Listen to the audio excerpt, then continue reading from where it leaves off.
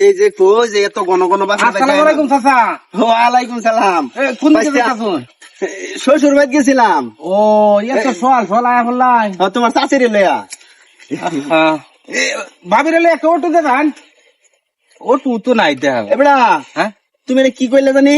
ও কই ভাবিরে আড়া। এই বেড়া তুমি আমার সালাম দিলা, দেহারে আমার চাচা ডাকলা, ডাকি আর তুমি আমার বউ রকম ভাবি।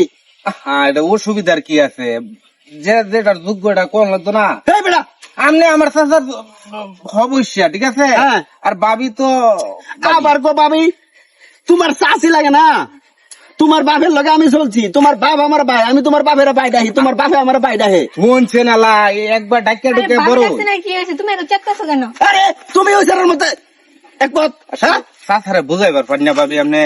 হ্যাঁ রাত্রে না ভাবি ডাকছে, তাহলে কি এমন করা লাগে? তোমার বাপে ডাকবো গেলে কি আমার যদি চাচা ডাহে তাহলে তোমার বাপে ডাকতো না? হ্যাঁ বেকার লাগে তুমি। ডাকতেছি আমি আপনার চাচাটা হি আরে ভাবিটা হি না আমার। আরে আমার যদি চাচা ডাহে তাইলে আমার বউরে চাচি ডাকবা, আমার মুগ্ধ ভাবি ভাই উঠছে রি।